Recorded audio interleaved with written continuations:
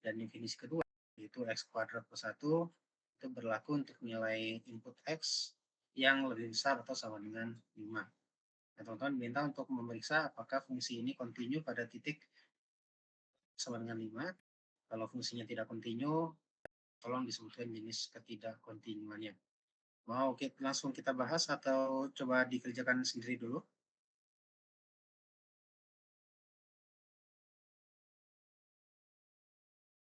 Pas, Pak.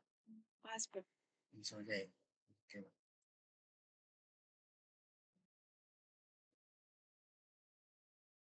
Oke, jadi di sini kita diminta menentukan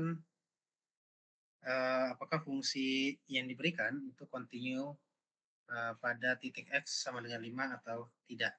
Nah, maka kita perlu ingat dulu bahwa ada setidaknya 3 syarat untuk menentukan bahwa sebuah fungsi apakah sebuah fungsi itu bisa dinyatakan kontinu atau tidak pada nilai x tertentu.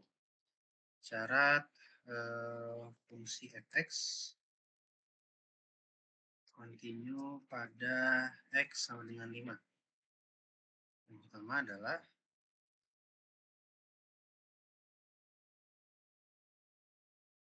nilai fungsi pada saat x sama dengan 5 itu f5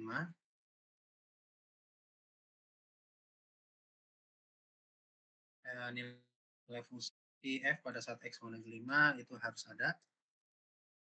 Saya besar dulu biar agak kelihatan di ini.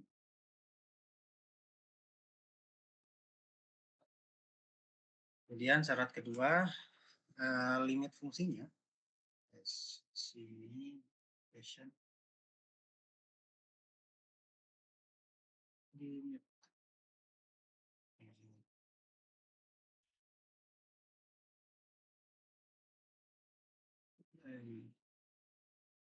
Oke. Set. Ya, limit fungsi fx pada saat x mendekati 5 itu juga harus ada.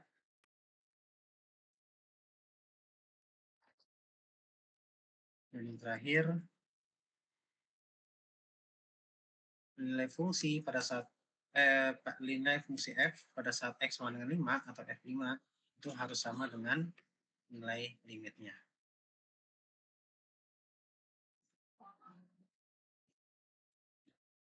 Nah, kita lihat dari masing-masing syarat ya. Pertama kita mulai dari f5. Nah, untuk contoh kasus untuk f5 atau nilai fungsi f pada saat x sama dengan 5, berarti kita harus tentukan dulu mana definisi fungsi yang berlaku untuk nilai x sama dengan 5. Yang ini. Kita pakai. Ya, di sini kita lihat pada saat x sama dengan 5, definisi fungsinya kan kepecah ya, jadi 2 bagian. Dan dari sini terlihat bahwa untuk x sama dengan 5, maka definisi fungsi yang berlaku adalah x kuadrat plus 1. Maka itulah yang akan kita gunakan menentukan nilai dari f5.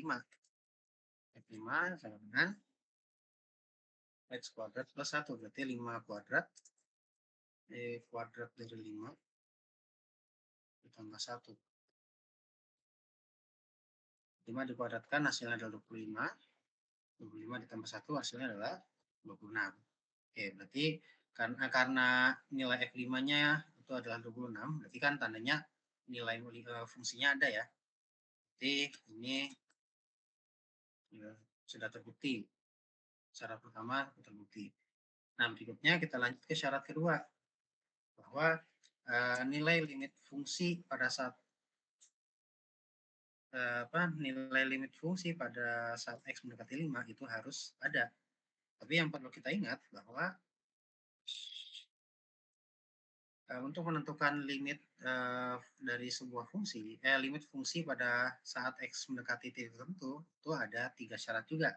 Maka kita harus periksa apakah 3 syarat ini berlaku untuk soal yang kita sedang kerjakan.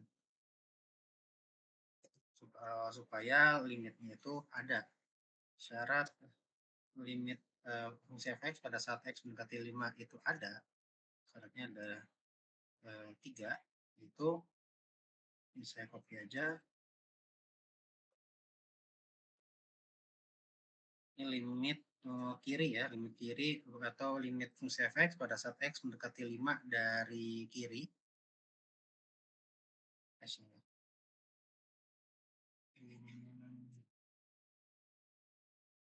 Limit kirinya harus ada. Kemudian yang kedua, syarat keduanya adalah limit kanannya juga harus ada. Ya, pada limit fungsi f(x) pada saat x mendekati 5 dari kanan harus ada. Dan nilai limit kiri itu harus sama dengan nilai limit kanannya. Saya rapikan dulu penulisannya.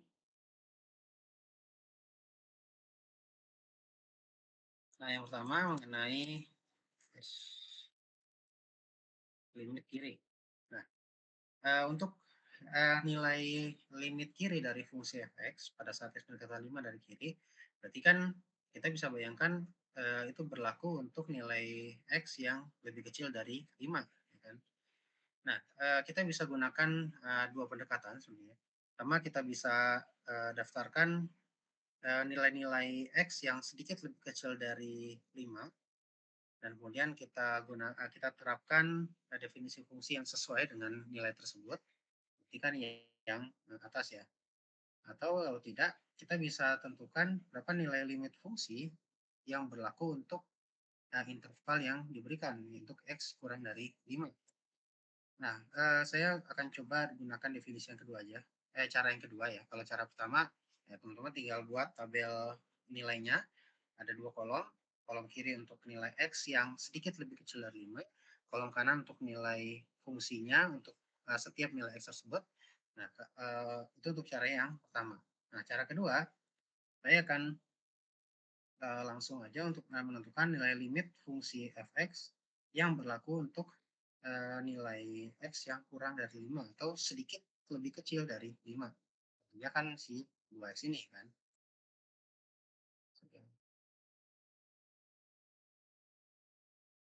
Bersama dengan limit dari fungsi 2 min x ya, 2 min x kuadrat untuk nilai x yang mendekati 5 dari kiri.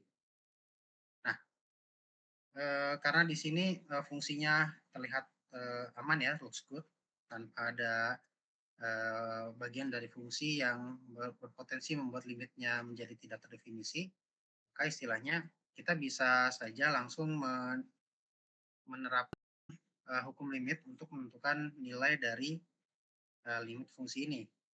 Ya, apa istilah ininya kita bisa langsung tembak gitu ya, dengan memasukkan x sama dengan 5 sebagai pengganti x di sini. Ini akan menjadi 2 dikurangi dengan 5 ya, kuadrat dari 5 ya. Sama dengan 2 dikurang 25, hasilnya adalah minus 23. Nah, ini adalah limit kiri untuk f(x) pada saat x mendekati 5 dari kiri. Nah, sekarang gimana dengan limit kanannya? Nah, dengan cara yang serupa, kita akan tentukan nilai limit kanan, tentunya untuk interval yang berlaku ya. Karena kali ini limit f(x)-nya nilai x-nya ini didekati dari sebelah kanan, berarti kan nilai x yang berlaku itu untuk nilai x yang sedikit lebih besar dari 5. Ya. Saya copy dulu. Nanti kita akan terapkan untuk definisi fungsi yang kedua ya, yang x kuadrat plus 1. Karena x kuadrat plus 1 itu berlaku untuk nilai x yang lebih besar dari 5, termasuk yang sedikit lebih besar dari 5. Ya, x kuadrat plus 1. Nah, lagi-lagi di sini kita tidak melihat adanya struktur fungsi yang membuat fungsinya limitnya menjadi tidak terdefinisi, maka kita bisa langsung terapkan aturan limit untuk menentukan nilainya, atau kita langsung masukkan x pada 5 ke dalam sini. Maka ini akan menjadi kuadrat dari 5,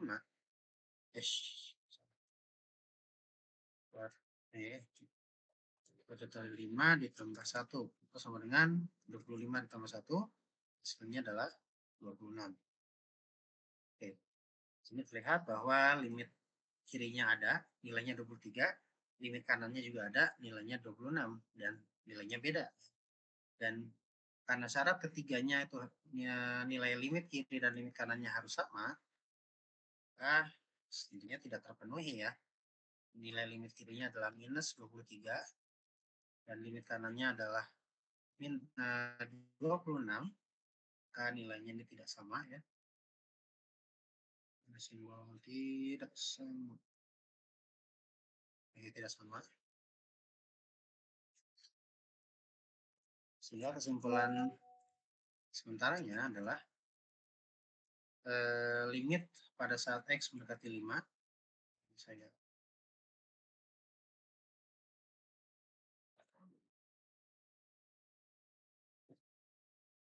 itu tidak ada. Jadi syarat ketiga nih gagal ya. Nah, kembali ke syarat kekontinuan fungsi. Tadi di syarat pertama F5-nya harus ada, ternyata ada ya, nilainya 26. Yang syarat kedua, limit fungsi fx pada saat x mendekati 5 ternyata tidak ada. Sehingga di syarat ketiga itu tidak sudah pasti tidak ada ya, karena salah satu komponen nilainya tidak ada. Sehingga kesimpulan akhirnya adalah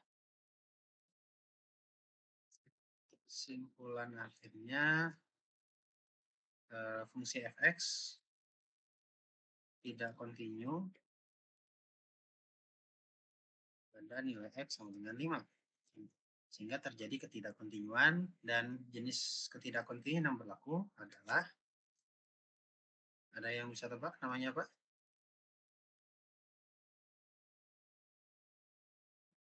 Oke, sedikit mengenai ketidakkontinuan, kan ada 3 ya jenisnya ya. Ada yang ketidakkontinuan lompat, ada yang ketidakkontinuan ketidakkontinuan removable yang pertama, ketidakkontinuan lompat, dan ketidakkontinuan tak hingga. Nah, pada ketidakkontinuan removable itu terjadi pada saat nilai limit fungsinya itu ada, tapi nilai fungsi pada saat X sama dengan A itu tidak ada. Nah, yang kedua, ketidakkontinuan lompat itu terjadi pada saat nilai fungsinya ada, nilai fungsi pada saat X sama dengan A-nya itu ada, tapi nilai limit fungsinya ketika X mendekati A itu tidak ada. Sementara yang ketiga, ketidakkontinuan tak hingga itu terjadi pada saat nilai nilai fungsinya itu menuju ke positif tak hingga atau negatif tak hingga ketika dia didekati dari kiri atau dari kanan. Nah, dengan penjelasan seperti itu, maka untuk yang soal yang kita kerjakan ini, dia akan berjenis 4 ya, atau jump discontinuity.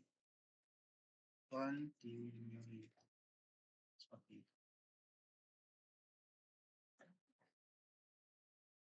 Baik, untuk soal pertama, ada yang mau ditanyakan dulu? Atau mungkin sudah mulai berkaca-kaca? Entah kenapa muncul seperti itu? Aman ya? Baik, kalau aman, kita bisa lanjut ke soal nomor 2 ya. Oke, soal nomor 2 berkaitan dengan turunan fungsi. Jadi di sini teman-teman diberikan ada dua buah fungsi, fx dan ft. Fungsi fx itu adalah fungsi yang menggunakan variabel x dan fungsinya diturunkan terhadap variabel x. Sementara fungsi kedua itu menggunakan variabel t dan fungsinya akan diturunkan terhadap variabel t. Nah, teman-teman diminta untuk menentukan turunan pertama dan kedua dari kedua fungsi tersebut. Ya, mungkin langsung aja ya kita bahas sama-sama.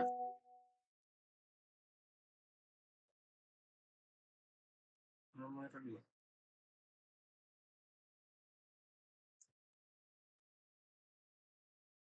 Mulai dari fungsi yang pertama. Sebentar.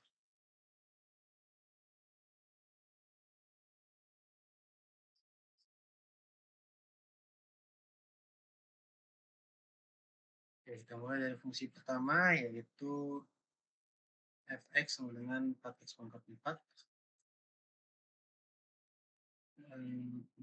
4x pangkat 4 dikurangi 3x kuadrat ditambah 2x.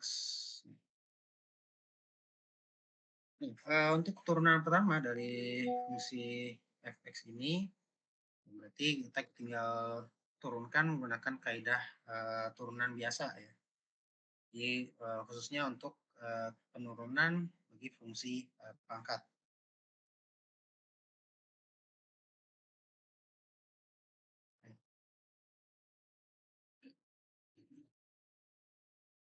Aksen X sebagai turunan pertama dari fx. Maka di sini kita lihat ada 3 komponen kan fungsinya, ada 4x pangkat 4 min 3x kuadrat dan 2x. Nah, yang pertama 4x pangkat 4. Ini 4 yang di depan ini bisa kita abaikan dulu, bisa langsung kita turunkan istilahnya ya, karena dia tidak terpengaruh dari proses penurunan variabel ya. Karena yang terpengaruh itu hanya si x pangkat 4 aja.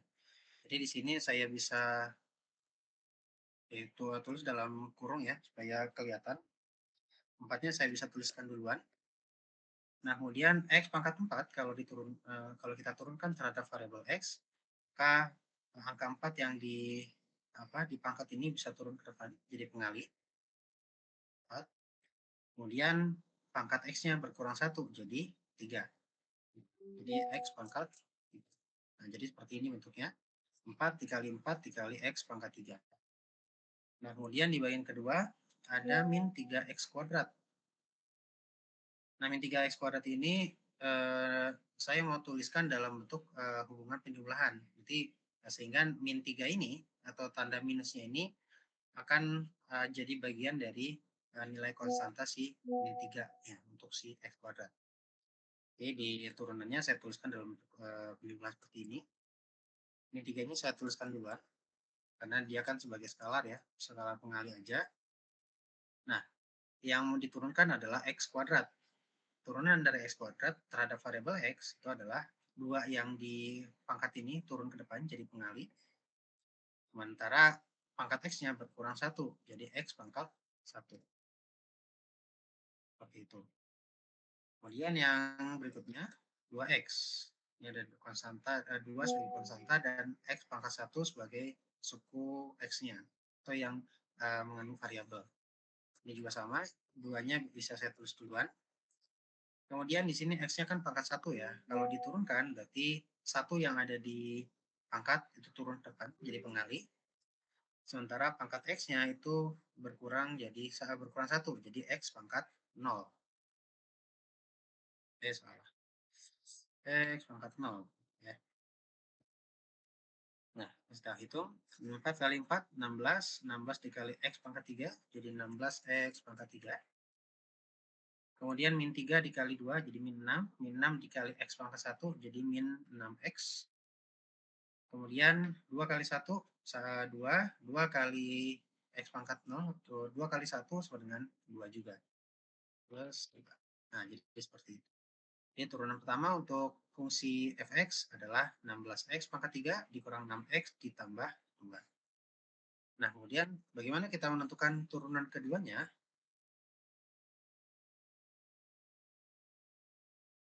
Nah, turunan kedua dari fungsi fx itu akan menjadi turunan pertama bagi fungsi f aksen x ya.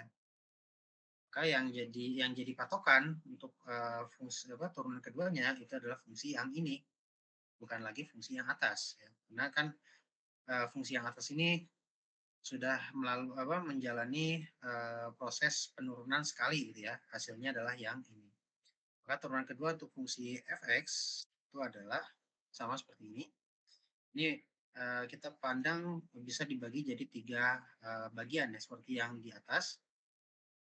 Jadi sebenarnya ini ya akan jadi dua bagian aja karena yang di belakang itu dia sifatnya adalah konstanta saja, tidak mengandung variabel. Sehingga turunannya itu adalah 0. Nah, kita mulai prosesnya. Di sini ada 16 X pangkat 3 diturunkan terhadap variabel X. 16-nya bisa saya tulis duluan. X pangkat 3 diturunkan terhadap variabel X, berarti 3 di bagian pangkat turun ke depan jadi pengali. Sementara pangkat X-nya berkurang 1, jadi X kuadrat. Seperti itu. Kemudian min 6X. Min 6-nya bisa saya tuliskan duluan. Seperti ini. Min 6. Kemudian X pangkat satunya diturunkan sehingga jadi 1 kali X pangkat 0. X pangkat. Tadi ada yang raise hand? Ya?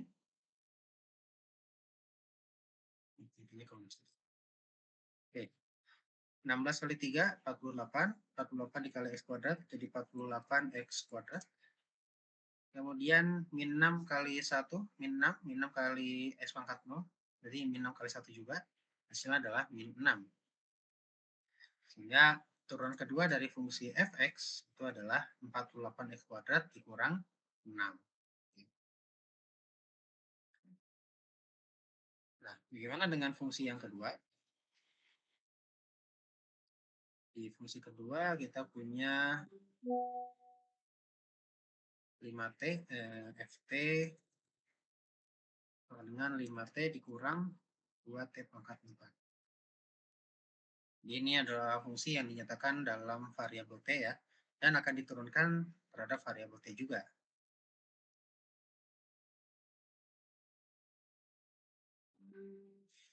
F aksen T, turunan pertama dari fungsi ft. Di sini kita bisa bagi jadi dua komponen seperti yang di soal sebelumnya di bagian A. 5T dan min 2T pangkat 4. Nah, 5T sendiri, di sini 5-nya bisa saya tulis duluan. Di sini T-nya pangkat 1, turunannya adalah 1T pangkat 0 ya. Jadi 5 dikali 1 dikali T pangkat 0. Sementara di bagian kedua, misalnya saya mau tulis dalam bentuk penjumlahan, min 2-nya bisa saya tulis duluan di sini, di dalam kurung. Kemudian T pangkat 4 di turunan terhadap variabel T-nya adalah berarti 4-nya turun ke depan jadi pengalih. Sementara pangkat T-nya berkurang 1 jadi T pangkat 3. 5 dikali 1, 5. 5 kali 1 dikurangi 5. Kemudian min 2 kali 4 sama dengan min 8. Min 8 kali T pangkat 3 jadi min 8 T pangkat 3. Ini adalah turunan pertama fungsi ft. Nah, turunan keduanya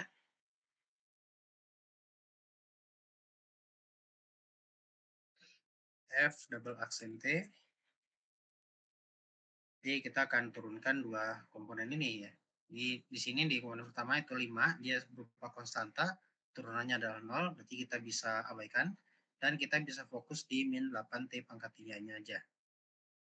Nah, untuk min 8T pangkat 3, min 8-nya bisa saya tulis duluan, karena dia sebagai skalar pengali. T pangkat 3 diturunkan terhadap variabel T, berarti 3-nya turun ke depan jadi pengali. Kemudian pangkat T-nya berkurang 1 jadi T kuadrat. Seperti ini. Sehingga hasil akhirnya adalah min 8 kali 3, min 24, dikali T kuadrat, jadi min 24 T kuadrat. Seperti itu. Ada yang mau ditanyakan untuk soal nomor 2 mungkin?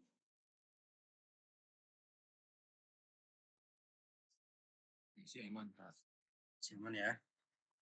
Kalau misalkan dalam pengerjaan teman-teman merasa ada yang sulit atau ada yang membingungkan, tolong langsung disampaikan aja nggak apa-apa ya. Oke, kalau belum ada yang kalau misalnya masih aman, kita lanjut ke soal berikutnya ya. Soal nomor 3.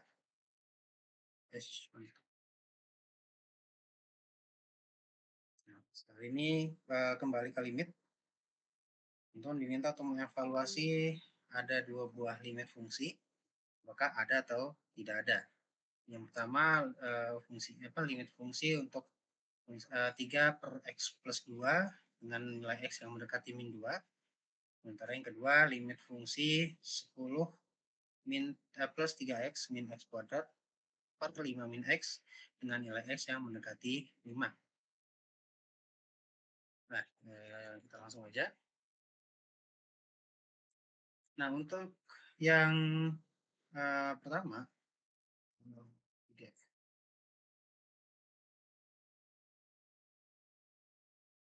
saya tulis dulu.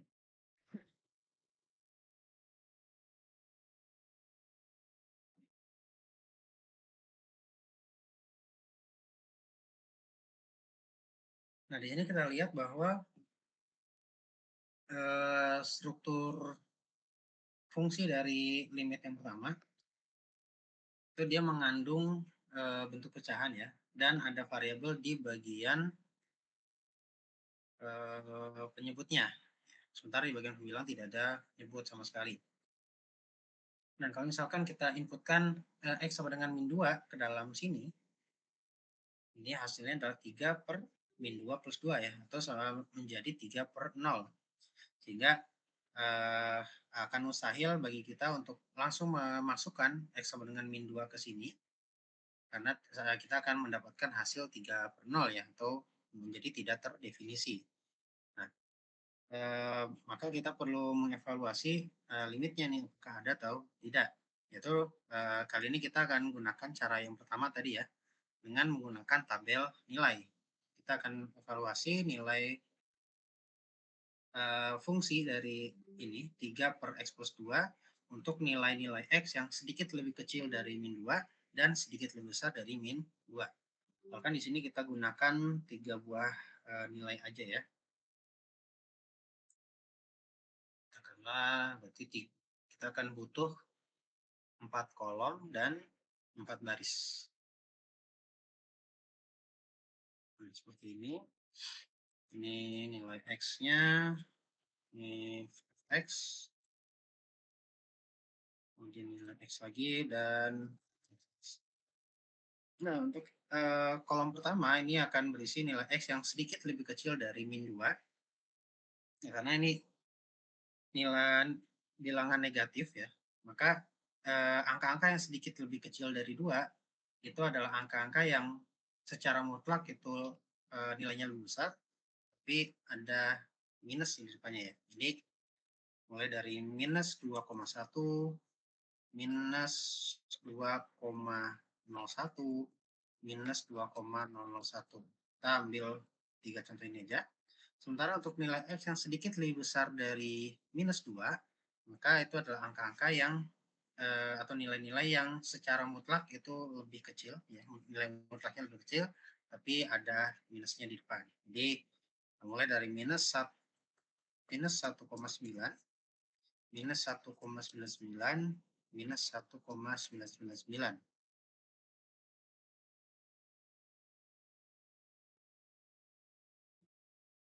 Kita lanjutkan. Nah, berikutnya kita akan tentukan nilai fungsinya. Untuk nilai x yang untuk nilai x minus 2,1 kita masukkan ke sini.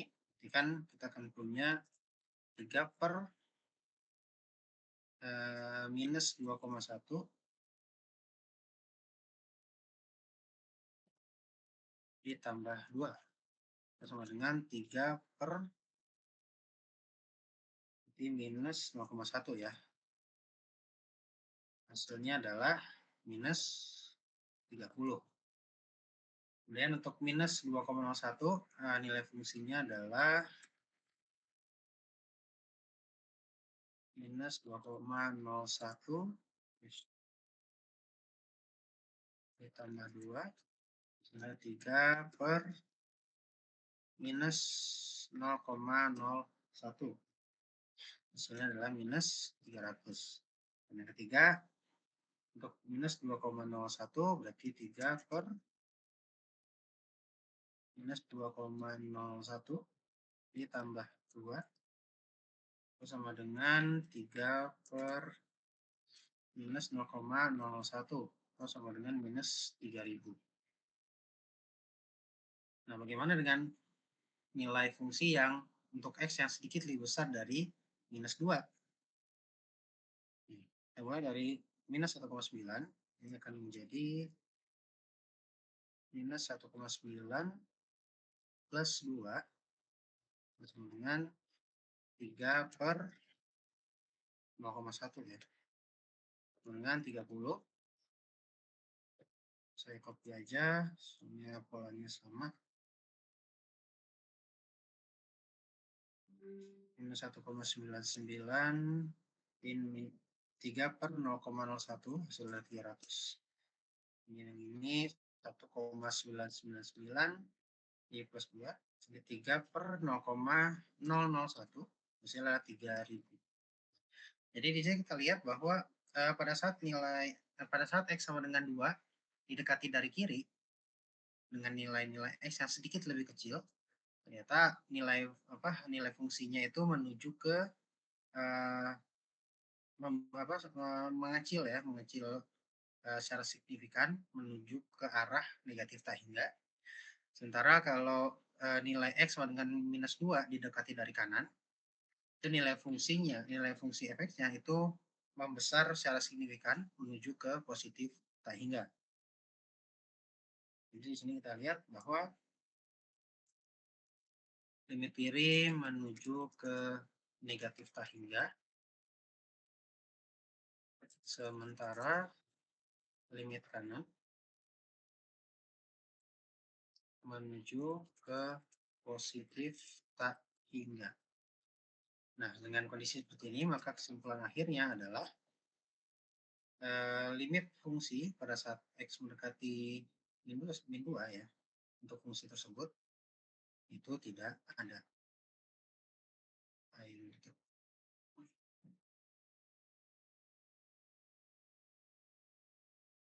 Limit mana?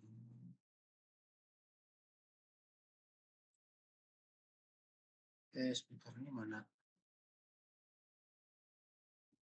Sebentar ini. CPU ini tinggi sekali.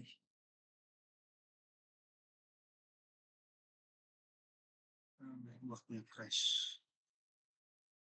Semoga masih ada sisanya. Ya,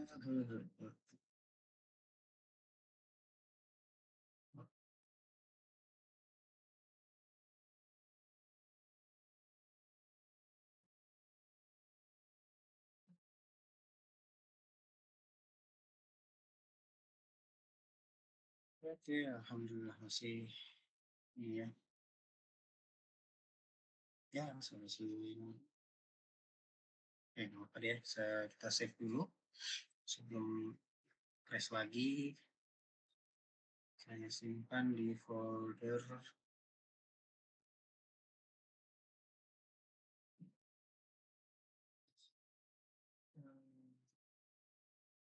kelihatan berdasar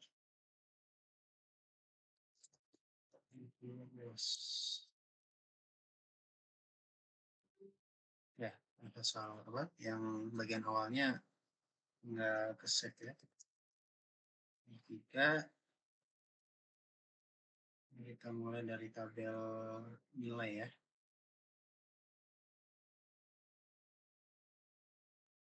X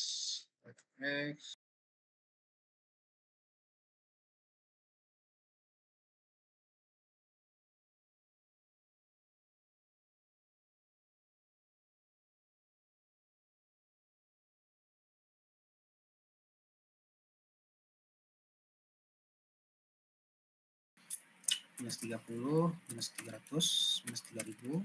Di sini X-nya adalah minus 1,9, minus 1,099, minus 1,999. Nilai fungsinya adalah 30, 300, dan 3000. Jadi tadi kita lihat bahwa limit kiri X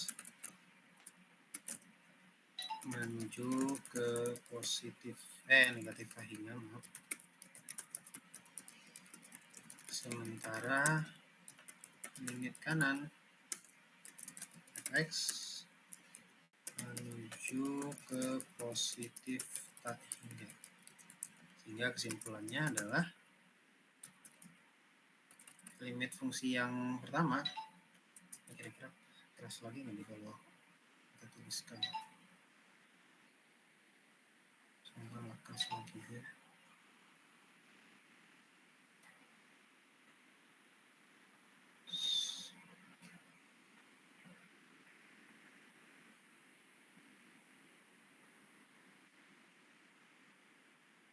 Limit log.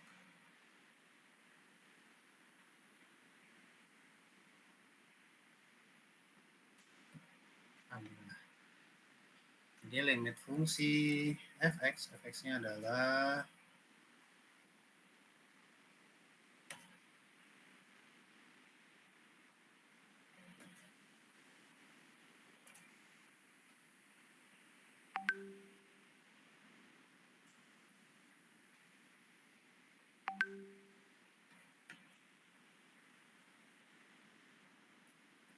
tiga per x plus 2 dengan nilai x yang mendekati min 2 itu tidak ada atau does not exist ya.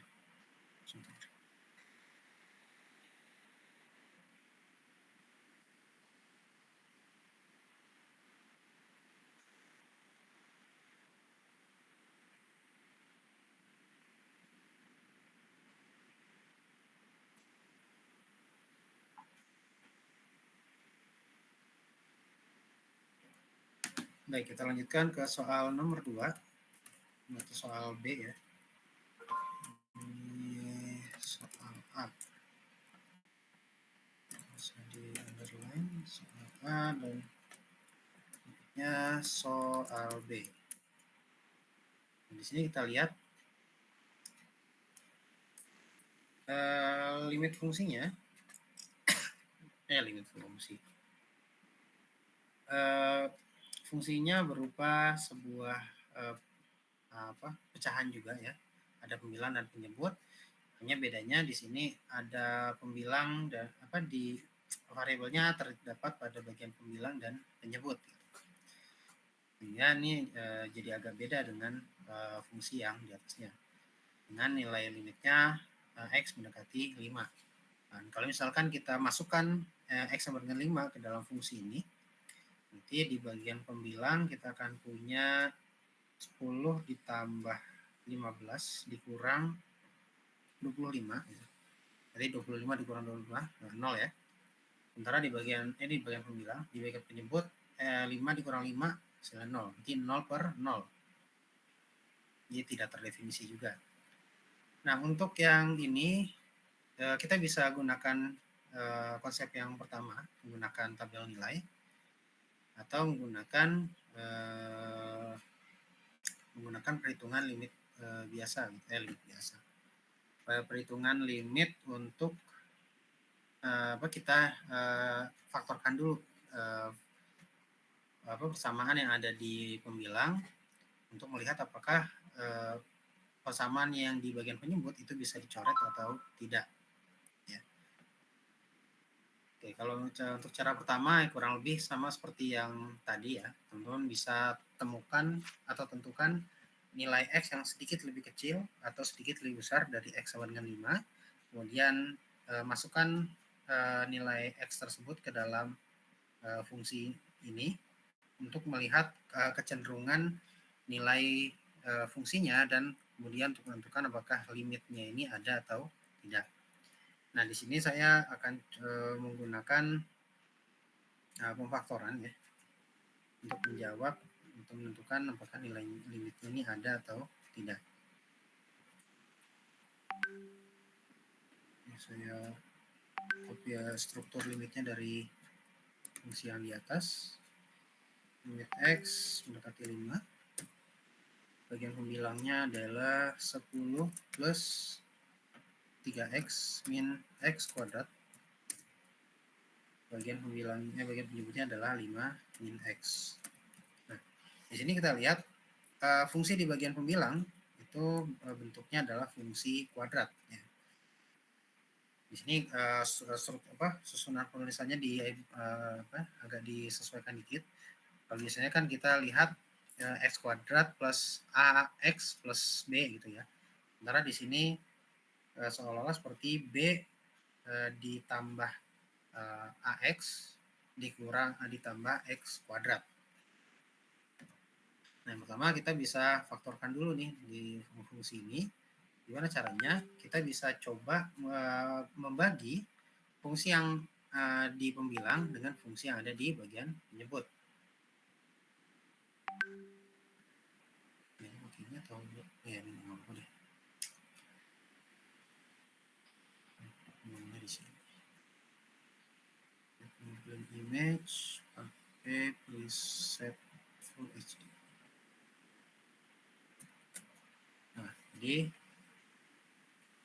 Nah, jadi fungsinya adalah warna merah 10 ditambah 3x dikurang x kuadrat dibagi dengan 5 min x.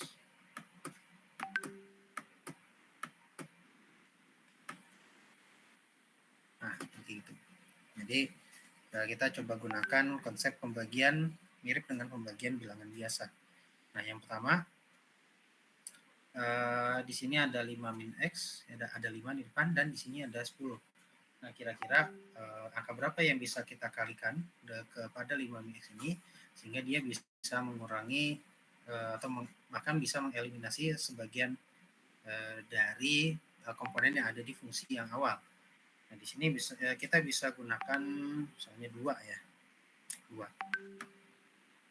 2 dikali 5 hasil adalah 10.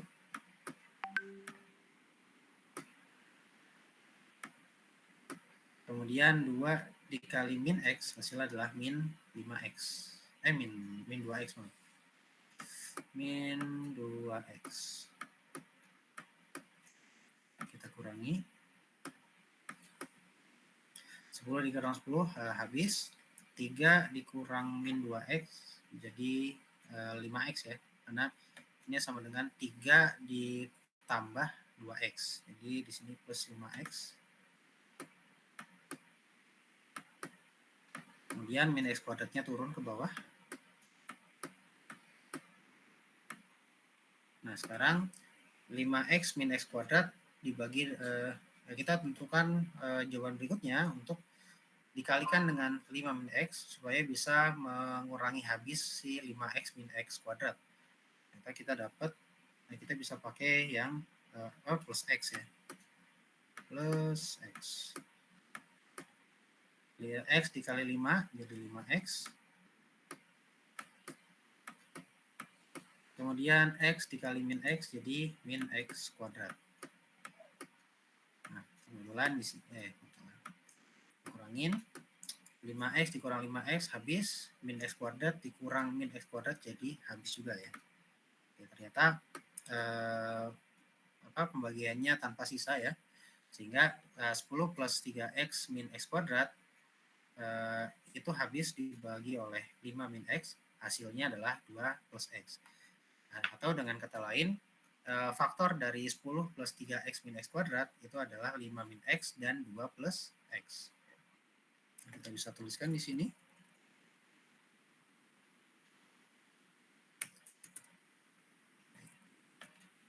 Ini limit x mendekati menuju 5. Ini bagian penyebutnya itu 5 min x. Bagian pembilangnya tadi ya, yang semula 10 plus 3x min x kuadrat bisa kita tuliskan faktornya aja ya. Jadi 5 min x dan 2 plus x. Nah, di sini di bagian pembilang dan penyebut itu sama-sama mengandung 5 min x. Sehingga kita bisa coret keduanya karena saling meniadakan. Hasilnya adalah 1 ya. Sehingga di bagian berikutnya, bagian yang tersisa dari fungsi ini hanyalah yang di bagian pembilangnya. Bagian penyebutnya sudah tidak ada. Sehingga ini saya tekankan 2 plus X-nya aja. Sementara sisanya hapus. Nah, seperti itu ya. Nah, kemudian karena di sini fungsinya sudah tersisa 2 plus X saja dan tidak ada struktur tertentu yang berpotensi membuat limitnya tidak terdefinisi, maka limit fungsi ini bisa diselesaikan dengan menggunakan hukum limit, atau kita bisa memasukkan X sama dengan 5 ke dalam fungsi ini, sehingga ini akan menjadi 2 plus 5 atau hasilnya adalah 7. Nah, karena hasilnya 7 berupa angka, maka kesimpulan yang kita dapatkan itu limitnya ada ya. Limit ini ada, nilainya adalah 7. Seperti itu. Aduh. Sampai sini ada yang mau ditanyakan dulu mungkin? Untuk soal nomor 3? Belum, Pak, belum. Belum ya. Dari yang lain? Oke, sepertinya belum juga. Jadi masih aman ya, semoga. Baik, kalau begitu, yes.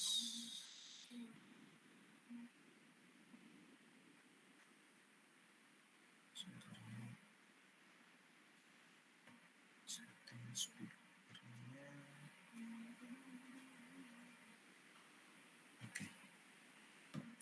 Baik, kita lanjut ya ke soal nomor 4. Nah, kali ini soal tentang integral tentu lebih tepatnya, definite integral. Jadi ada suatu daerah R yang merupakan daerah yang dibatasi oleh grafik.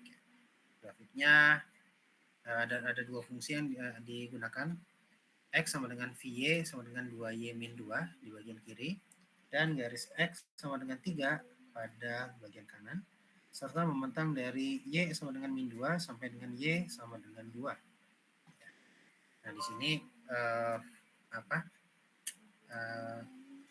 fungsi yang digunakan ini dalam variabel Y ya, inputnya, X-nya sebagai variabel input.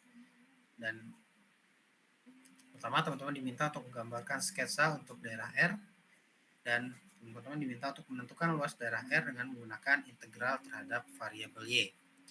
Nah, di sini ada petunjuk bahwa teman-teman disarankan untuk membuat dan melengkapi tabel nilai Y dan X sama dengan VY terlebih dulu sebelum menggambar fungsinya. Jadi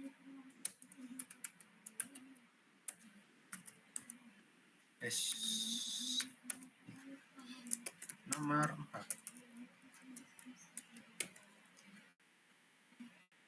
Nah, di sini kita akan buat tabel nilai khususnya untuk yang fungsi ini ya. Karena kalau yang tadi garis X sama dengan 3 kan tinggal kita buat garis vertikal aja kan di pada titik X sama dengan 3, buat garis vertikal. Sementara di garis Y sama dengan min 2 itu kita buat garis horizontal aja. Y sama dengan min 2 juga di Y sama dengan 2. Nah, kita akan buat tabel nilainya. Nanti kita untuk nilai batasnya ini dari min 2 sampai dengan 2, berarti min 2, min 1, 0, 1, 2. Minimal ada 5 nilai ya yang mau kita gambarkan. Kalau misalnya mau lebih itu boleh, kalau kurang baiknya jangan ya.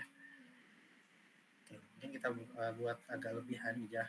Nah, jadi lebih 1 ke bawah dan lebih 1 ke atas.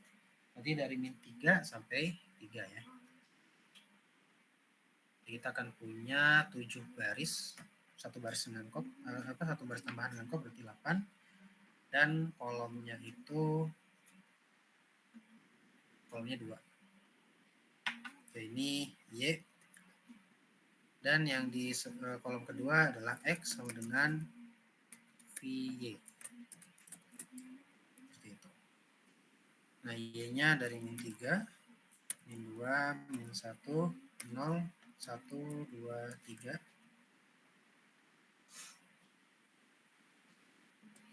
Nah, X sama dengan VY sama dengan 2Y dikurang 2. Oke.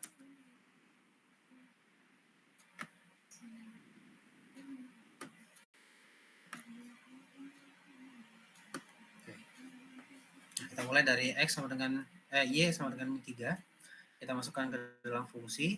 Jadi 2 dikali min 3 dikurang 2 sama dengan min 6 dikurangi 2. Hasil adalah minus 8.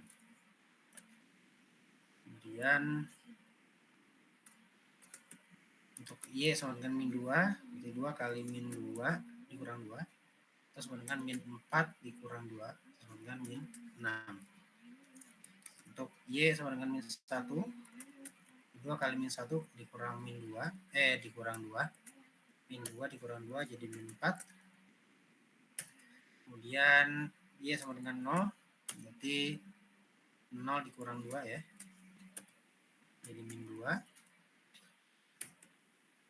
Kemudian Y sama dengan 1, 2 kali 1 dikurang 2, jadi 2 dikurang 2, sisa 0. Kemudian Y sama dengan 2, berarti 4 dikurang 2, hasilnya adalah 2.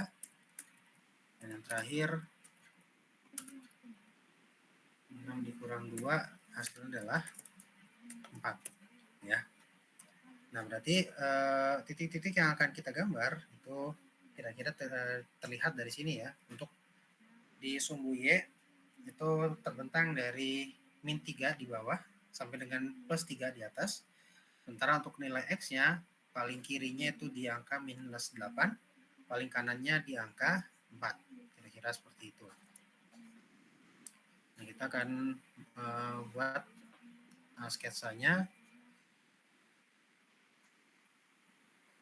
Semoga cukup di daerah sini deh ya. Seperti itu, garis. Nah, untuk ke sampingnya tadi apa? Min 8 ya. Min 0, 0,0 di sini. 1, 2, salah. 1, 2, 3, 4, 5, 6, 7, dan 8.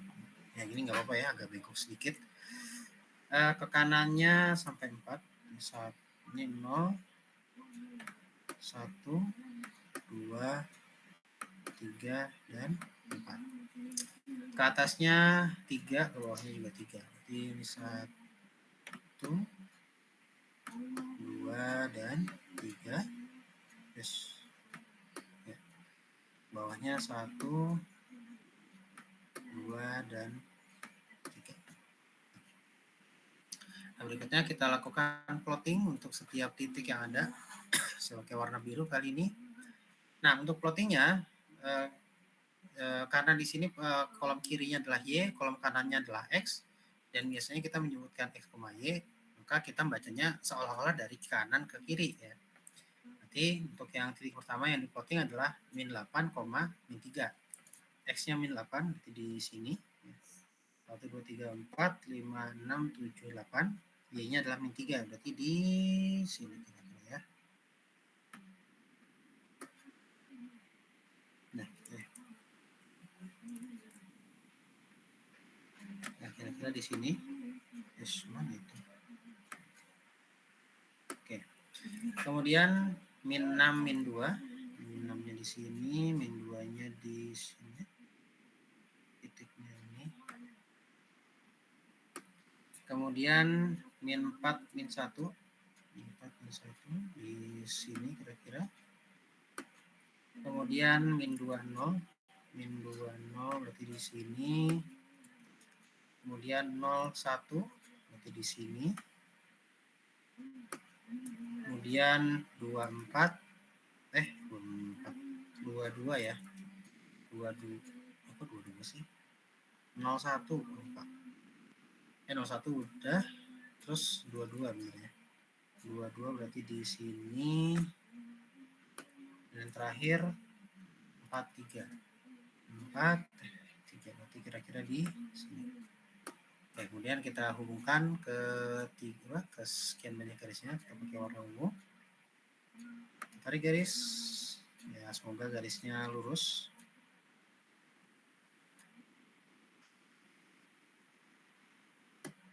Ya, mendingan. Oke, ini garis apa? Tadi disebutkan itu adalah batas kirinya ya. Nah, dari batas kanannya itu adalah di X sama dengan 3.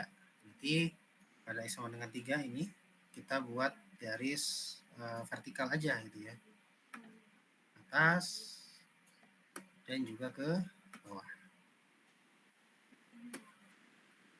Kemudian areanya membentang dari Y sama dengan min 2 di bawah sampai dengan Y sama dengan 2 di atas. Berarti ini Y sama dengan min 2. Ini sebagai batas bawah.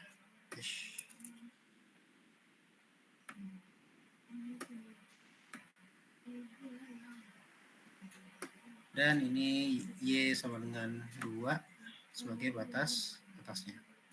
Nah, berarti yang akan kita hitung adalah yang ini, yang diberi arsir warna kuning.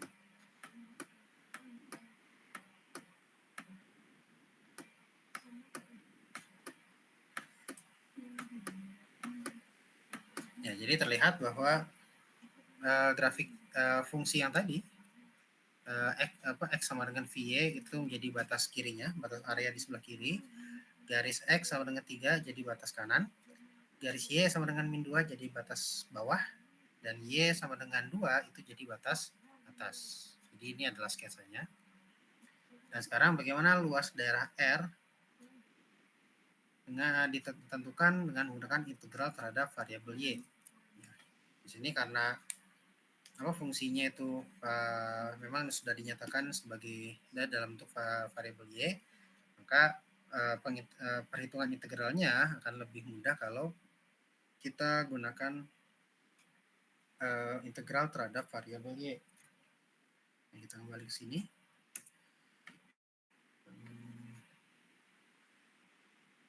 Luas dari area tadi itu akan sama dengan integral mana nih? Integral yang ini ya. Nah, integral tentu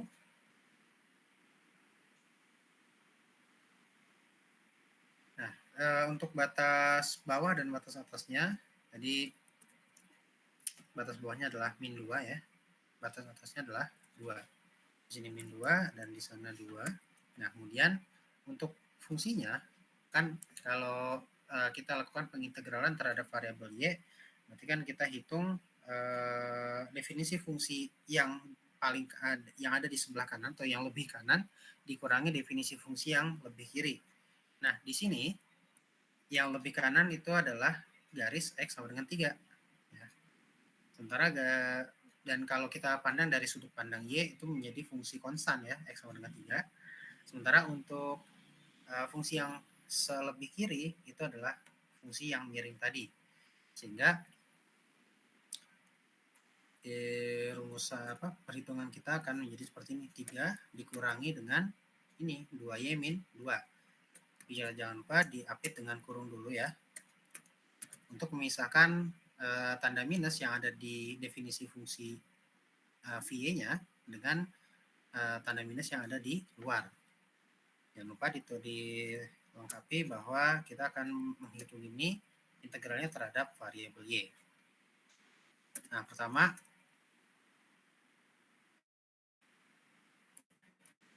kita sederhanakan dulu samanya.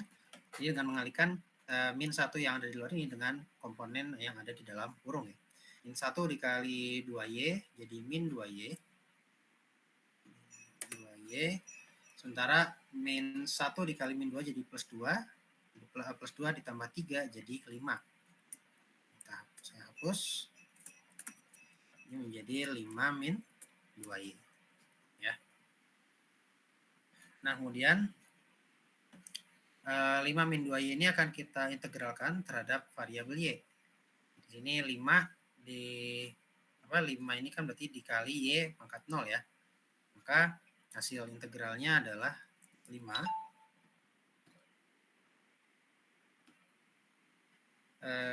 oke, saya pakai kurung aja nih ya biar kelihatan. 5 dikali y pangkat 1 ya. Tadinya y pangkat 0 jadi y pangkat 1 dikali dengan 1 per pangkat y yang baru atau 1 per 1. Ini sebenarnya nggak perlu ditulis, tapi saya mencocokkan dengan polanya aja supaya teman-teman bisa lebih paham gitu ya. Kalaupun nggak ditulis juga nggak masalah. Dikurangi dengan dikurang 2y, atau di sini saya tulis sebagai langsung aja min ya. Min dikalikan dengan 2. Di sini y-nya pangkat 1, integralnya adalah y pangkat 1 diintegralkan, hasilnya adalah y-nya pangkat y-nya bertambah 1 jadi y kuadrat. Kemudian muncul pengali sebesar 1 per pangkat y yang baru atau 1 per 2. Ya. Saya lupa. Ini min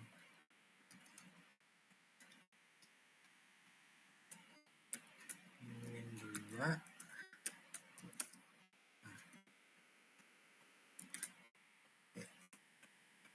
Kok ini jadi besar sih. Jadi fungsinya ini akan menjadi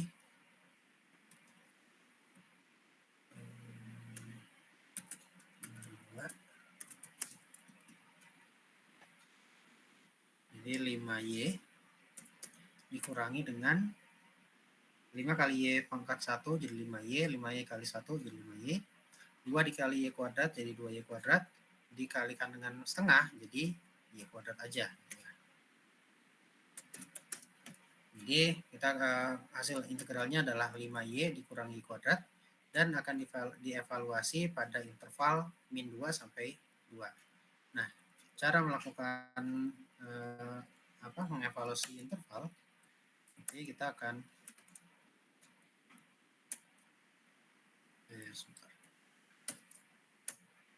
Nanti kita akan masukkan y sama dengan 2 ke dalam fungsi ini. Kemudian kita masukkan y sama dengan 2, y sama dengan min 2 ke dalam fungsi ini, dan dia bertindak sebagai pengurang. Nah, seperti ini. Jadi di kurung siku yang pertama, itu untuk hasil memasukkan y sama dengan 2 ke dalam fungsi ini. Di kurung siku kedua, digunakan untuk menampung hasil evaluasi fungsi ini pada saat y sama dengan min 2 dimasukkan ke dalam fungsi. Kita mulai dari yang pertama. Berarti 5y berarti 5 dikali 2 dikurangi dengan kuadrat dari 2. Dikurangi dengan 5 kali min 2 dikurangi dengan kuadrat dari min 2.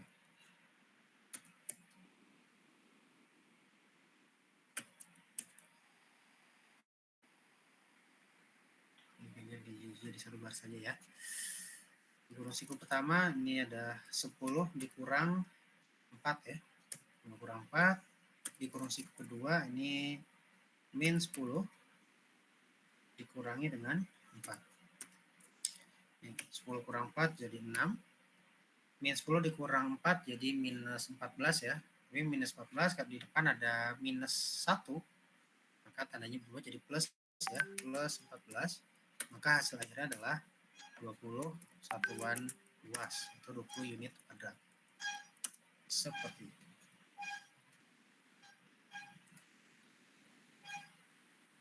Ada yang mau tanyakan dulu sampai sini?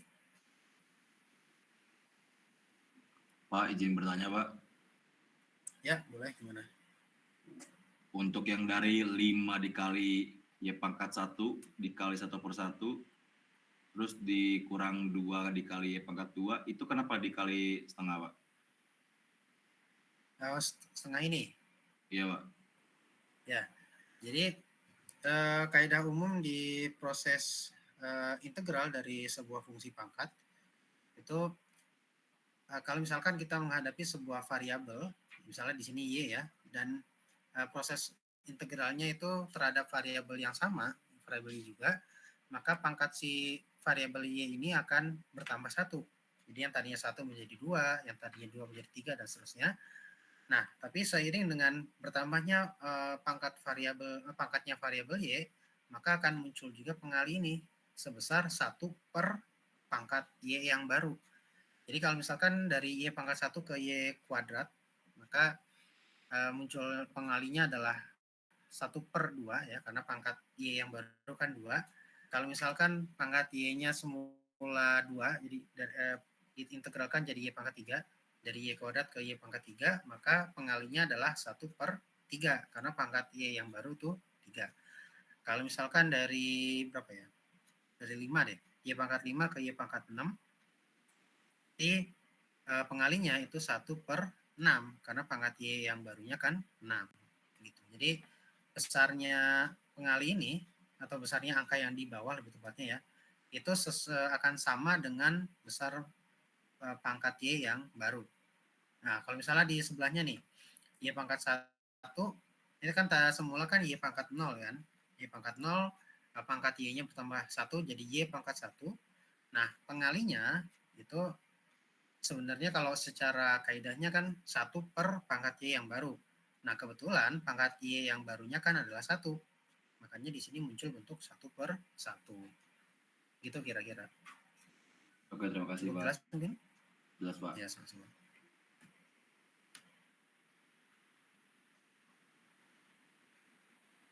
Oke, dari yang lain ada yang mau ditanyakan dulu mungkin?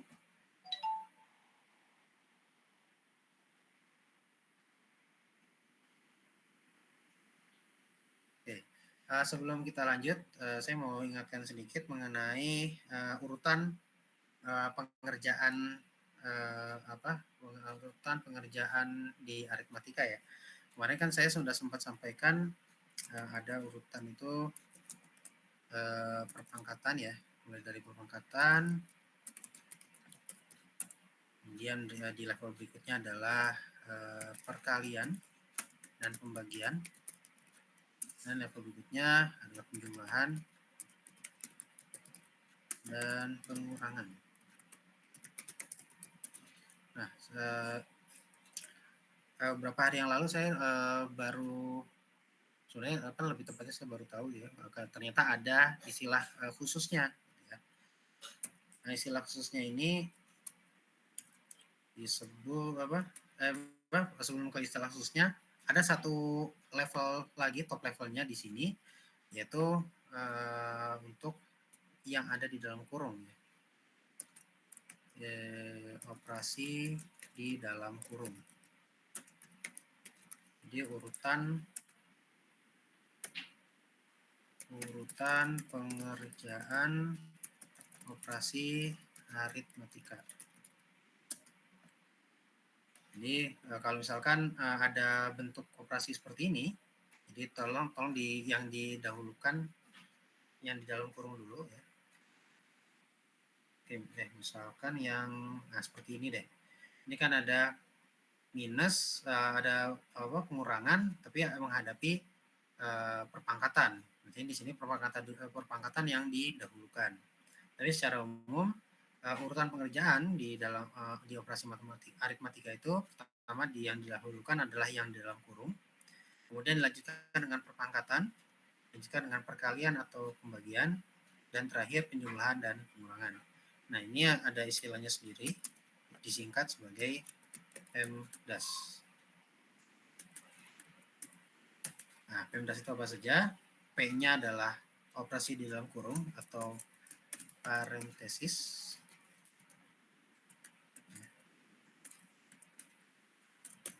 Kemudian E-nya adalah perpangkatan atau exponentiation.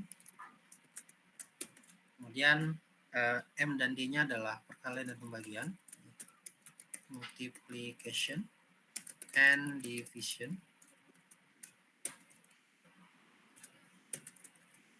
Dan AS-nya itu adalah penjumlahan dan pengurangan di addition and subtraction. PEMDAS ya. Dan istilah PEMDAS ini berlaku secara internasional, jadi dimanapun teman-teman berada, aturannya akan selalu berlaku. Dan makanya juga makanya juga menggunakan istilah bahasa Inggris ya. Jadi ini saya berharap teman-teman tidak hanya tahu di sini dan setelah itu dilupakan, tapi kali ini tahu dan semoga diingat lagi sampai dengan hari-hari setelahnya. Jadi kalau misalkan teman-teman menghadapi operasi aritmatika dan bingung bagaimana urutan pengerjaannya, teman-teman bisa gunakan patokan PEMDAS ini ya. Nah, kembali ke soal. Di sini kita lihat bahwa selain kita menghitung dengan menggunakan integral, ternyata secara sekilas bentuknya kan bentuk area yang terbentuk ini itu mempunyai bentuk trapesium ya, trapesium siku-siku. Jadi trapesium ini bisa dibagi jadi dua bangun berbeda, itu segitiga dan persegi panjang. Kalau misalkan saya tarik garis ya di sini, ini kalau misalnya penggambarannya tepat, ini bisa ditarik garis lurus vertikal ke bawah ya, dan terbentuk sebuah segitiga di sebelah kiri dan sebuah persegi panjang di sebelah kanan. Nah, ini juga sebenarnya bisa teman-teman gunakan untuk sebagai untuk mengevaluasi ya, apakah hasil perhitungan menggunakan integralnya ini benar atau tidak. Kalau misalkan kita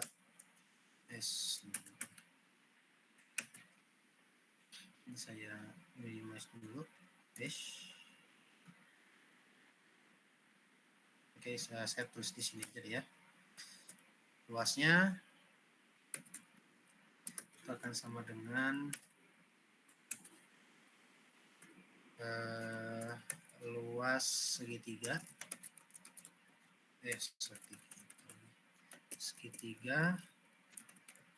ditambah dengan luas persegi panjang. Luas segitiganya berarti kan setengah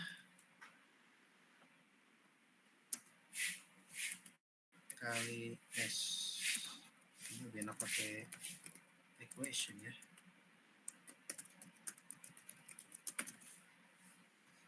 Oke, equation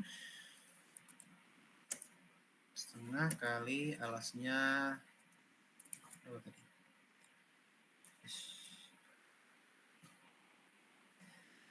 Tiga 1, 2, 3, 4, 5, 6, 7, 8 ya. Panjang alasnya 8 satuan.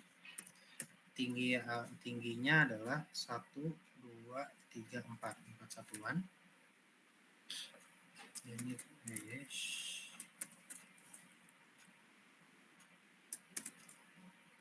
kemudian ditambah dengan luas persegi panjang. Luasnya adalah panjangnya ini 1 satuan ya, dikali tingginya itu 4 satuan juga. Ini akan sama dengan setengah kali 8, 4 kali 4, 16.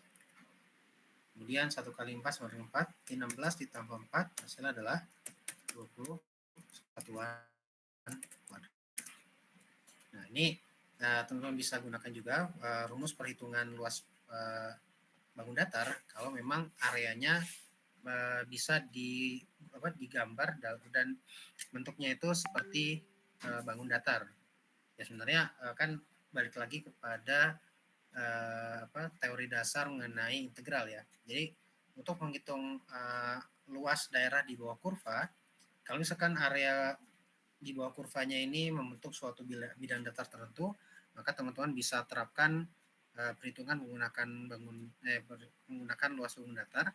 Tapi kalau misalkan luas areanya ini agak abstrak ya, karena mungkin definisi fungsinya yang bukan fungsi linier, maka teman-teman bisa gunakan pendekatan integral seperti itu. Untuk soal nomor 4 ada yang mau ditanyakan dulu untuk kita lanjut? Oke, baik. Lanjut, Pak. Baik, lanjut ya. Lanjut, Pak. Baik, sebelum kita lanjut, saya absen dulu ya untuk mengetahui siapa aja yang hadir di room Google Meet sore ini.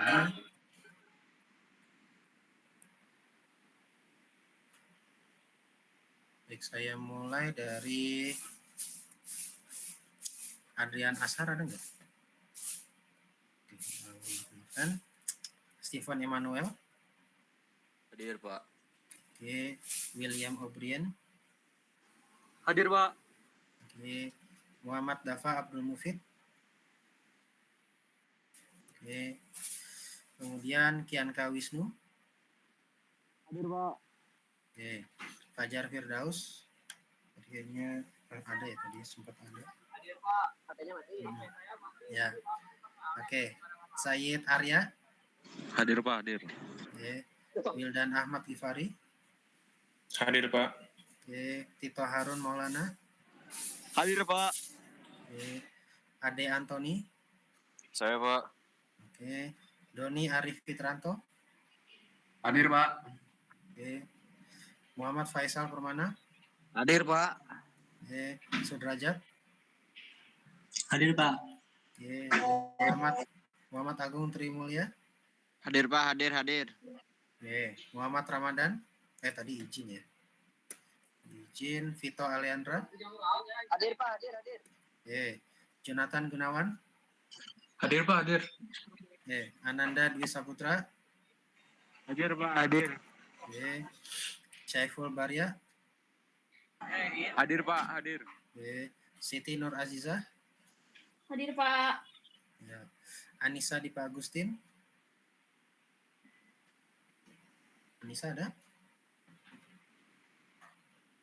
Anissa belum ada suaranya, saya skip dulu. Muhammad Rofi. Hadir, Pak. Oke. Muhammad Haikal Helmi. Hadir, Pak. Hadir. Oke. Agus Nur Fajri. Hadir, Pak. Oke. Dava Iwani. Hadir, Pak. Ya. Martin Cesar Partogi. Martin ada? Oh, ada suaranya. Abrar Fahad. Oke, Abrar ada ya. Satria Naufal. Hadir, Pak. Oke. Frederico Steven.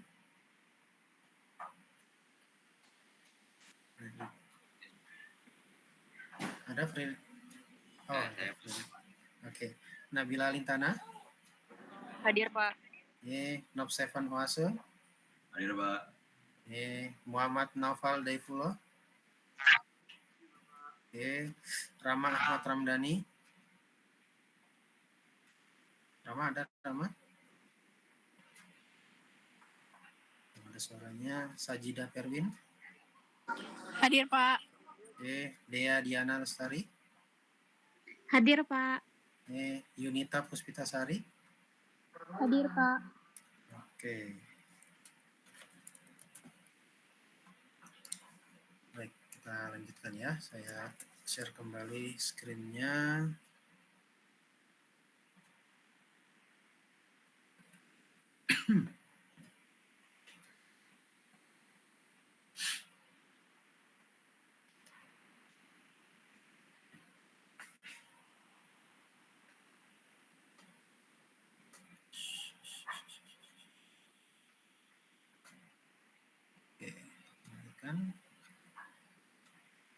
Oke, berikutnya adalah soal mengenai turunan anti turunan nih lebih tepatnya ya. Jadi diberikan sebuah fungsi yang menjadi turunan pertama dari sebuah fungsi fx. Turunannya adalah f x sama dengan 2x per 4. Nah, pertanyaan pertamanya adalah tentukan bentuk umum dari fungsi fx. Dan jika diketahui f4 itu sama dengan 30, tentukan bentuk khusus dari fx. Nah, kalau di soal nomor 4 tadi itu mengenai integral tentu karena menghitung luas wilayah. Nah, kali ini kita akan melakukan integral, lebih tepatnya integral tak tentu, untuk menentukan suatu fungsi yang menjadi anti turunan dari fungsi yang lainnya. Kita langsung ke pengerjaan aja.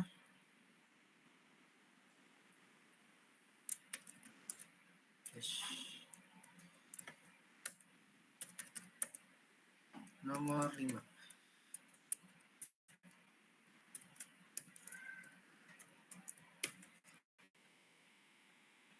F aksen X itu nilainya adalah 2X plus 4. Nah, bentuk umum dari fx-nya berarti kan kita cari integral dari fungsi f aksen X ini, kan ya. Fx sama dengan integral.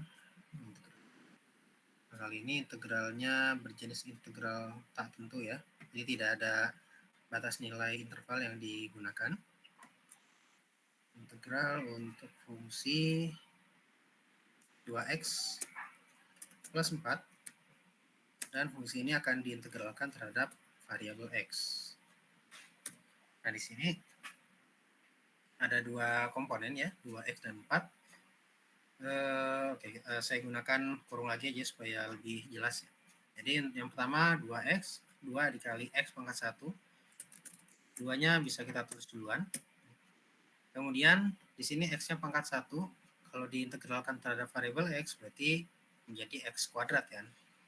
Jadi x kuadrat, dan jangan lupa ada pengali sebesar 1 per pangkat x yang baru. Karena di sini pangkat x yang baru itu menjadi 2, maka pengalinya adalah 1 per 2. Kemudian 4 di sini 4 dikali x pangkat 0. Berarti 4-nya bisa kita tulis duluan. Kemudian integral dari x pangkat 0 itu adalah x pangkat 1, jadi pangkat x-nya bertambah 1. Dan muncul pengali 1 per pangkat x yang baru, 1 per 1. Dan jangan lupa karena ini adalah integral tak tentu, tambahkan plus C di belakangnya.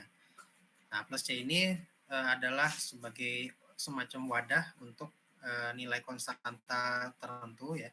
Nilai C ini bisa nantinya bisa dicari, bisa tentukan kalau memang nilai fungsi pada saat X tertentu itu tersedia ya. Tapi kalau misalnya tidak tersedia ya udah berarti nilai C-nya ini tidak berubah, jadi plus C aja. Ya walaupun C ini bisa diganti dengan bilangan bilangan bulat tertentu ya, bisa bilangan bulat positif, bilangan bulat negatif, atau bahkan diganti dengan 0. Nah, kita lanjutkan dulu. Di bagian pertama ada 2 dikali x kuadrat, jadi 2x kuadrat, dikali setengah, jadi tinggal tersisa x kuadratnya aja. Sementara di bagian kedua 4 dikali x pangkat 1 jadi 4x, 4x dikali 1 hasilnya adalah 4x. Ditambah C, dan ini menjadi bentuk umum dari fungsi fx-nya.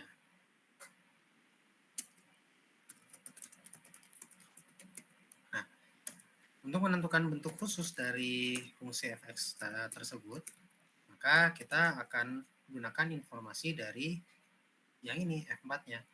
F4 sama dengan 30. F4 sama dengan 30. Atau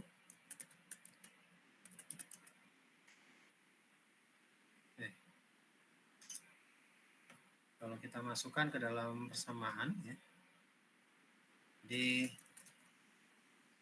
x-nya diganti 4 di sini, di 4 dikuadratkan ditambah 4 kali 4 ditambah C, hasilnya adalah 30.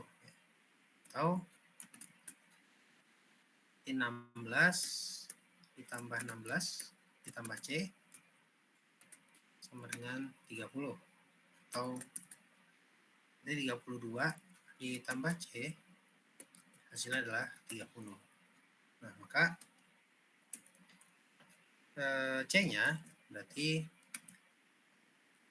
untuk mendapatkan C berarti kan 32 kita ingin menghilangkan 32 di ruas kiri ya. Nah, untuk melakukan itu maka kita akan kurangi kedua ruas dengan 32. Jadi yang di ruas kiri 32-nya hilang, yang di ruas kanan akan ada muncul min 32. Ini 30 min 32 ya. Atau hal ini sama dengan 2. Sehingga bentuk khusus dari fx tadi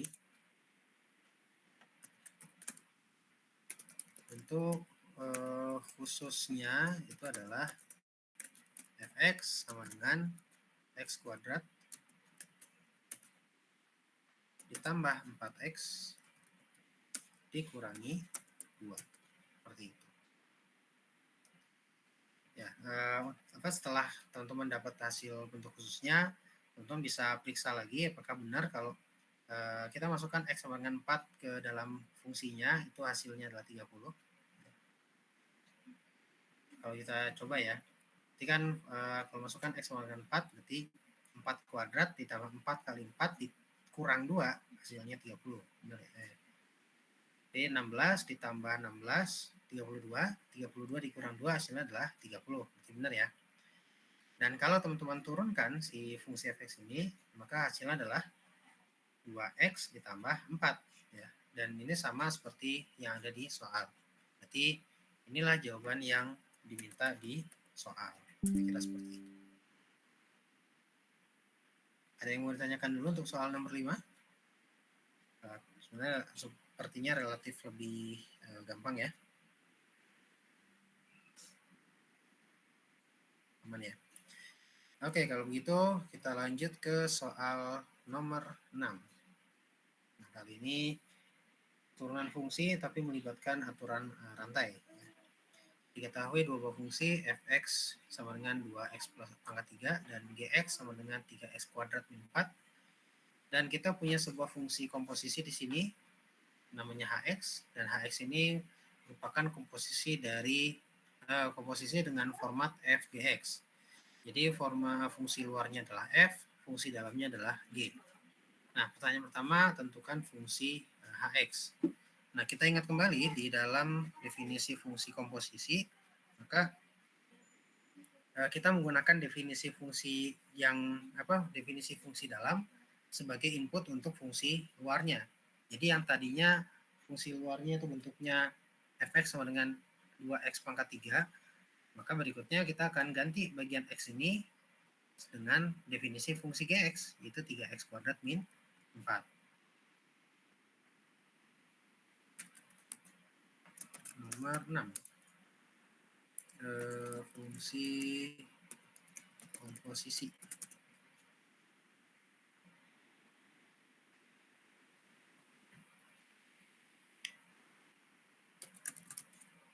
X sama dengan f gx sama dengan kita masukkan definisi fungsi g sebagai input untuk fungsi f. Fungsi g tadi adalah 3x kuadrat min 4.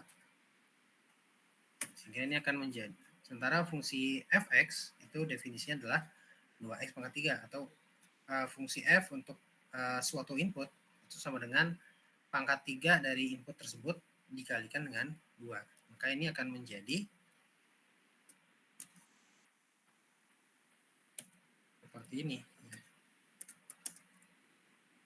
3x kuadrat min 4. Jadi pangkat 3 dari 3x kuadrat min 4 kemudian dikali dengan 2. Ini adalah fungsi komposisinya. Nah, kemudian berikutnya untuk turunan dari fungsi komposisi ini, kita kemarin sudah tahu turunannya bisa ditentukan menggunakan aturan rantai ya. Nah, untuk di aturan rantai, sebelum kita menghitung turunan dari fungsi komposisi tersebut dengan menggunakan aturan rantai, pertama kita ada baiknya kita tentukan atau kita ganti fungsi yang di dalam menjadi suatu fungsi yang lain, misalkan sebagai u gitu ya. Jadi kita misalkan kita punya fungsi u, nilainya adalah yaitu si fungsi dalam ya, si 3x kuadrat min 4. 3x kuadrat min 4. Nah, berarti kita pakai equation aja ya sekalian.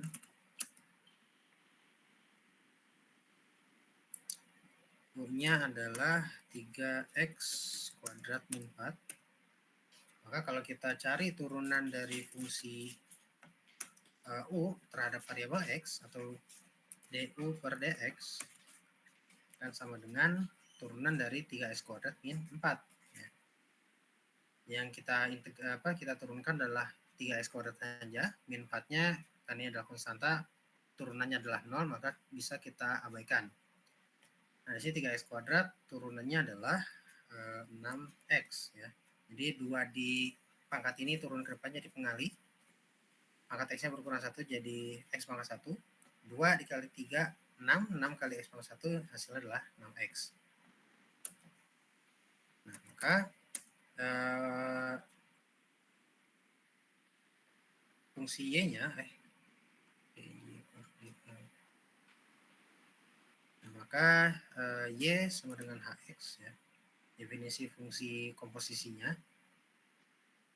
y sama dengan hx itu sama dengan berarti 2 dikali pangkat 3 dari u, karena tadi yang 3x kuadrat min 4-nya kan udah diganti sebagai u ya.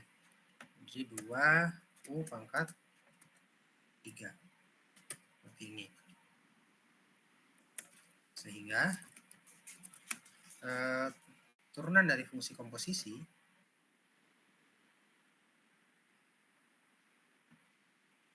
y aksen sama dengan h aksen x ya. Ini akan sama dengan dy per d. Bentar. Ini dari y sama dengan hx sama dengan 2u pangkat 3. Ini kita munculkan dulu bentuk dy per du-nya ya. Ini turunan fungsi y terhadap variabel u di sini. Ya, dy per du. Jadi pangkat 3 di sini turun ke depan jadi pengali. Pangkat u-nya berkurang 1 jadi 2. Jadi 6u kuadrat. Ya. 6u kuadrat. Nah, sehingga y aksen atau hx itu akan menjadi dy per du dikalikan dengan du per dx. Nah, dy per du-nya adalah 6u kuadrat. 6u kuadrat dikalikan dengan du per dx-nya adalah 6x. 6x ya.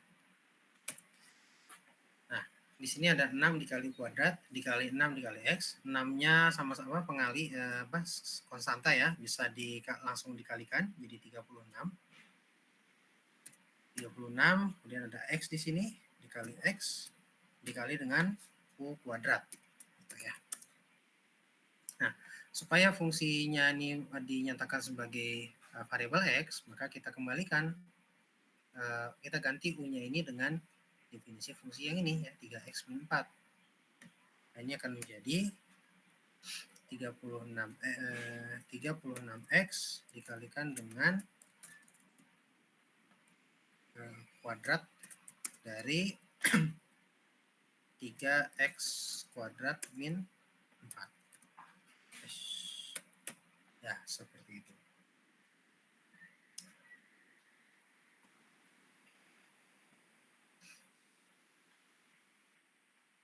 Sampai sini ada yang menanyakan dulu untuk soal nomor 6.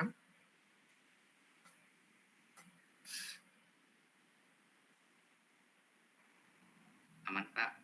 Aman ya.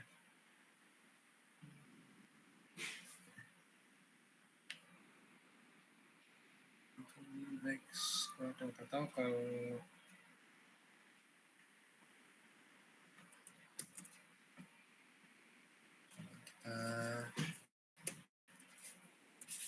tanya ke Wolfram Alpha. Ini kemarin dari kelas karyawan dan turunan pertama dari pangkat 3 dari 3x kuadrat min 4 dikali dengan 2 ya. Ini sebenarnya soalnya kan sama ya. Ini 2 dikali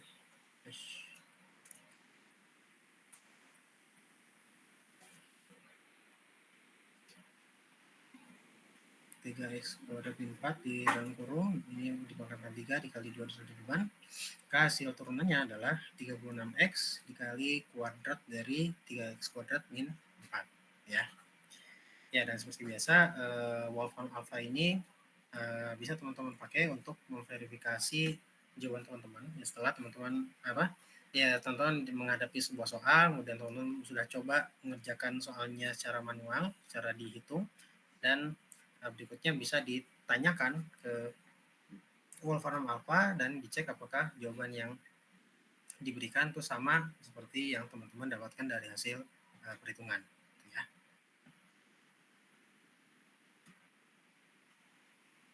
Ada pertanyaan untuk soal nomor 6? Ya, sepertinya tidak ya. Baik, kalau tidak ada yang ditanyakan maka ya tidak ada soal nomor 7 karena memang tadi juga saya sudah bilang soalnya cuma ada 6 untuk hari ini. Berikutnya saya akan sampaikan kisi-kisi mengenai UAS besok ya. Nah, mengenai pelaksanaan itu sesuai jadwal dari kampus. Sudah ada info belum dari kampus ya untuk jadwal UAS? Belum ada, Pak. Ya udah, berarti ditunggu aja jadwal informasi berikutnya dari kampus. Mungkin karena minggu depan udah libur, jadi mungkin libur dulu ya, baru kemudian pergantian tahun akan muncul informasi mengenai jadwal UAS-nya. Nah, kemudian materi yang diujikan adalah materi-materi yang sudah pernah kita bahas dari pertemuan ke-8 sampai 13. Jadi berkaitan dengan limit, turunan, dan integral. Untuk jumlah soalnya insya Allah akan ada 6 soal dan mirip seperti yang dibahas hari ini. Ya. Kemudian untuk sifat ujiannya adalah open sheet. Jadi teman-teman diperkenankan untuk membawa 1 lembar kertas bantuan ke dalam ruang ujian dengan ukuran maksimal F4 ya. Jadi kalau diukur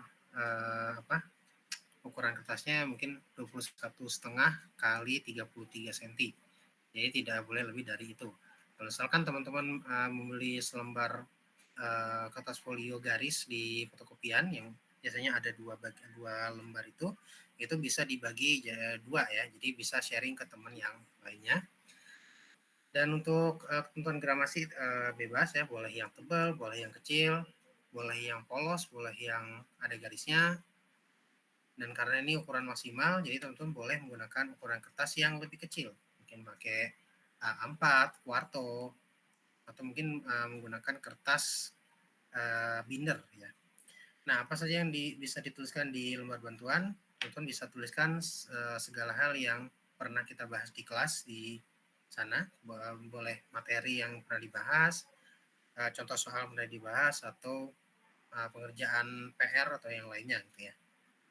Nah, tapi yang pasti saya berharap selama pengerjaan UAS, lembar bantuan yang teman-teman pegang itu tetap berada di meja masing-masing dan tidak nyebrang ke meja teman yang lainnya ya. Dan selama ujian juga diizinkan untuk membawa kalkulator, asalkan kalkulatornya yang biasa aja ya. Jadi boleh yang saintifik, boleh yang kalkulator dagang, tapi tidak diperkenankan untuk membawa kalkulator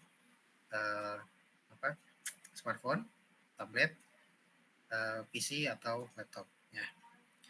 Kemudian untuk kuis UAS itu insya Allah akan diadakan. Untuk saat ini soalnya masih dalam proses pengerjaan. Saya targetkan semoga bisa tayang di pekan depan, jadi ditunggu saja jadwal tayangnya ya. Untuk kisi-kisi UAS ada yang mau ditanyakan mungkin? Pak, saya izin bertanya, Pak. Boleh, silakan. Itu untuk open sheet-nya harus ditulis atau boleh di-print, Pak? Oke, pertanyaan bagus. Untuk sheet-nya sendiri sebenarnya tidak ada ketentuan khusus ya apakah harus ditulis tangan atau di-print. Jadi teman-teman punya 2 opsi itu ya, boleh bisa ditulis tangan atau di-print. Tapi kalau teman-teman nanya saran dari saya, saya akan menyarankan teman-teman membuat lembar bantuan itu dengan ditulis, karena dengan ditulis ini bisa sambil sarana untuk teman-teman belajar juga kan. Jadi kan teman-teman harus baca dulu mana yang ditulis, kemudian dibaca, dipahami, baru kemudian ditulis tangan. Nah, jadi teman-teman juga bisa sebagai sarana belajar juga gitu ya. Dengan menulis dan melihat dan menulis kan jadi makin tersimpan di memori gitu ya. Tapi kalaupun misalkan teman-teman memilih untuk menggunakan ketikan dan nanti hasil di print, itu tidak masalah juga ya. Jadi terserah aja gitu. Dan sebenarnya untuk sheet ini sifatnya tidak wajib ya. Kalau teman-teman merasa perlu untuk menyiapkan sheet, silahkan disiapkan. Tapi kalau misalnya merasa tidak perlu untuk menyiapkan sheet, ya nggak apa-apa juga. Jadi sifatnya tidak mandatori. Pun untuk kalkulator itu juga sifatnya tidak mandatori. Kira-kira seperti itu. Terima kasih, Pak. Ya, sama-sama. Yang lain mungkin ada yang mau tanyakan? Tidak ada? Baik, kalau tidak ada, ini kita sudah sampai di penghujung pertemuan ke-14 dan kita juga sudah sampai di penghujung materi untuk matematika dasar ya. Jadi ya kita sudah berlatih latihan soal sebagai bentuk review materi UAS dan saya sudah sampaikan kisi-kisi untuk UAS nanti. Berikutnya selamat belajar, selamat mempersiapkan untuk menghadapi ujian akhir semester. Semoga teman-teman bisa mendapatkan hasil terbaik bagi pada setiap mata kuliah yang teman-teman ambil di semester ini, tidak hanya matematika dasar tapi di mata kuliah yang lainnya. Kemudian karena ini juga sudah penghujung materi matematika dasar, saya mengucapkan terima kasih banyak bagi teman-teman atas partisipasinya selama satu semester ke belakang. Mohon maaf untuk segala kekurangan yang terjadi selama penyelenggaraan mata kuliah matematika dasar. Ya, semoga kekurangan tersebut tidak mengurangi semangat teman-teman untuk belajar dan mendalami materi di matematika dasar ya. Kemudian kalau ada yang ingin ditanyakan atau ingin disampaikan, boleh disampaikan melalui WhatsApp, langsung dijawab ke saya. Kemudian jangan lupa untuk mengerjakan atau melengkapi tugas dan kuis pertemuan yang mungkin masih terlewat, dan ditunggu saja untuk tayangnya kuis kuis UAS ya. Baik, saya akhiri. Terima kasih. Kenapa jadi perang emoticon ini? Ya, saya akhiri. Selamat sore. Assalamualaikum warahmatullahi wabarakatuh. Waalaikumsalam warahmatullahi Waalaikumsalam. Saya emot, HP gua nge-lag, oi. Jadi nge-lag. Terima kasih, Pak. Ya. HP nge-lag ini, tolong HP nge-lag. Ya, sama-sama. Kenapa ada HP-nya nge-lag? Udah, saya akhiri aja ya. Google Meet-nya. Terima kasih. Yes.